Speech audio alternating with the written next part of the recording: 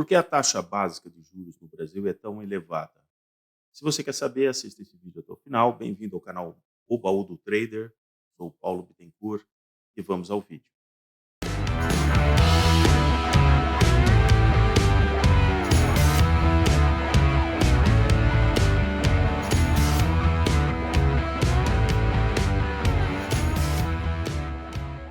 Nas últimas semanas, tem havido uma grande discussão com relação à taxa básica de juros no Brasil. Talvez nunca antes na história desse país o Banco Central estivesse tão ali no foco das discussões e o presidente do Banco Central fosse finalmente entrando para uma questão midiática. Né? Ele está tendo que explicar, fazendo palestras, participando de programas de televisão, de entrevistas. Mas a questão é, por que a taxa de juros no Brasil, hoje, a taxa básica, ou seja, a taxa que o Banco Central remunera um título público um dia, por exemplo. Anualizado, essa taxa hoje chega em 13,75%. Essa é a taxa básica. Os bancos operam em níveis mais altos do que essa taxa.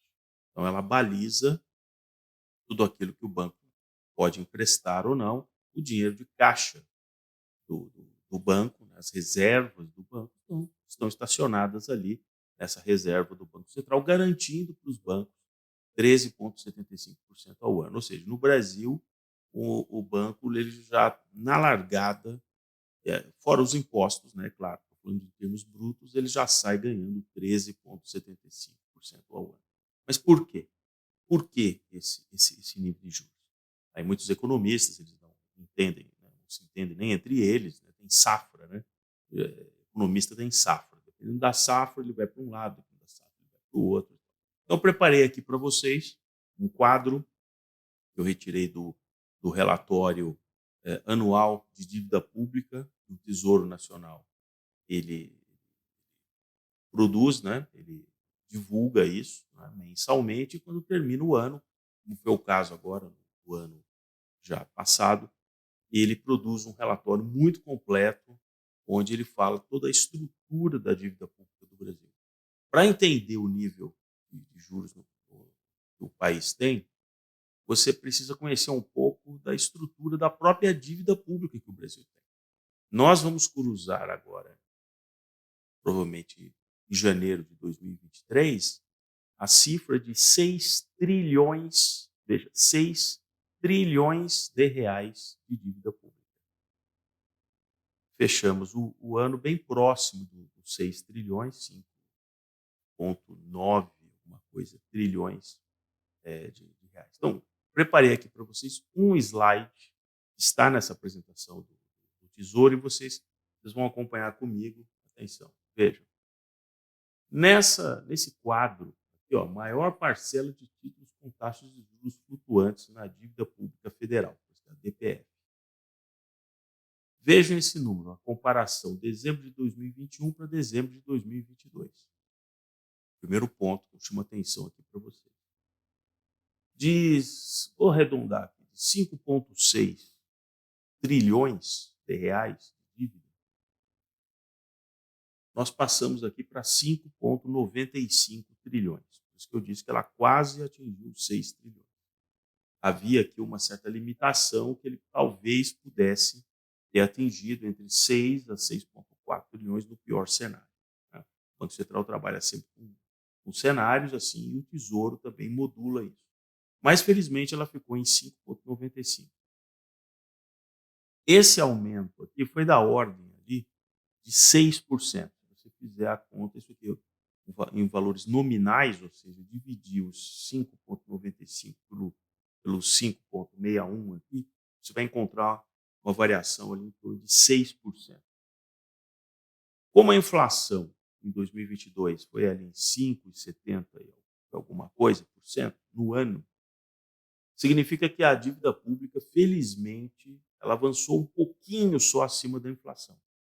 Né? Porque esse número tem que ser, de fato, corrigido, ou seja, o 5,95 no final de dezembro tem um peso, né, mas ele tem que ser corrigido pela inflação acumulada em 12 meses. Fazendo uma conta bem simplista, eu teria que fazer a conta do crescimento da dívida mês a mês e subtrair a inflação mês a mês, mas, vis-a-vis aqui, dezembro contra dezembro, houve um crescimento nominal de 6% para uma inflação de 5,79 no ano. Então, ela não escapou, ela não se tornou uma coisa descontrolada em 2022, apesar de muitos críticos, muita gente não se tornou. Mas qual é o problema dessa nossa dívida pública, comparada, inclusive, com um país como os Estados Unidos, que tem uma dívida proporcionalmente ao PIB? Essa dívida está aqui em torno de 70% e 77%, 78%, talvez, ali do PIB brasileiro, e comparado também vis-a-vis em 2022, mas nos Estados Unidos a dívida é muito maior do que até o próprio PIB. Só que a dívida americana, ela vence num prazo médio ali, próximo ali de 30 anos. Tudo que o governo americano emitiu de dívida, ele só vai ter que pagar na média, próximo ali de 30 anos, praticamente isso. Qual que é o nosso problema? Nosso problema é que, além do juro ser muito alto, né, muito mais alto que nos Estados Unidos, juro real, inclusive, né, que é descontando a inflação, nós estamos trabalhando com um juro real de mais de 6% ao ano. Juro real, ou seja, acima da inflação, mais de 6% que o Tesouro está se endividando. Então, veja, eu vou excluir nesse momento a parte cambial, porque ela é pífia. Hoje, a emissão de dívida com variação cambial no Brasil é muito pequena, não chega a 5%. Mas eu vou focar nos 3 principais títulos que vocês encontram, inclusive para comprar esses títulos lá no Tesouro Direto. Né? Isso são os lastros que estão dentro de qualquer fundo de investimento que você compra no banco que você tem conta. Atrás desses fundos, o lastro ele pode ter outros títulos, pode ter títulos de crédito privado, mas a maior parte ele está em títulos públicos que já garantem uma rentabilidade, falei, muito alta. Então, veja, os pré-fixados com juro fixo até a data de vencimento estão aqui. Eles variaram de quase 29% do ano passado, retrasado, para 27%. Então, 27%. Os títulos que são indexados ao índice de preços, que é o IPCA, ele paga o IPCA, ele paga a correção da inflação, mais hoje, por exemplo, no data que eu gravo, mais 6,30% ao ano. A inflação mais 6,30%, que é o juro real, altíssimo, 6,30%, atingiu aqui em dezembro de 2022 30% dos títulos. 30% dos títulos estão indexados à inflação mais um juro real.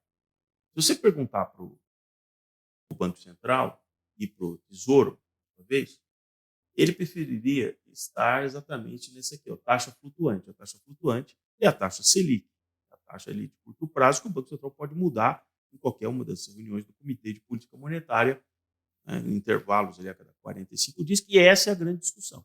O governo em curso quer forçar a redução da taxa Selic. Né? Ela é, de fato, a maior parcela, é de 38,3%. Né? Ela saiu de 36,8% em dezembro de 2021 e atingiu 38,3%. Por que houve esse aumento? Porque, à medida que o juro foi aumentando em 2022 e atingiu o patamar de 13,75%, a maior parte de investidores, fundos, enfim, todos os que investem nesses títulos, sejam as pessoas físicas, mas a grande maioria são instituições financeiras que compram esses títulos, né? Preferiu comprar os títulos de curto prazo e que pagam os 13,75%. Os pré-fixados hoje, os indexados à inflação, eles, se fosse hoje, nominalmente, eles pagariam um pouco menos do que os 13,75%. Mas quem está comprando o pré-fixado e os indexados à inflação não está preocupado com o curto prazo. Ele vai carregar esse título. Por exemplo, um pré-fixado até 2029, dias atrás bateu 13,50% ao ano. Muito próximo da taxa de curtíssimo prazo, que é 13,75%. Então, quem comprou esse título vai carregar até 2029, vai ganhar juros sobre juros 13,50% ao ano, que é altíssimo.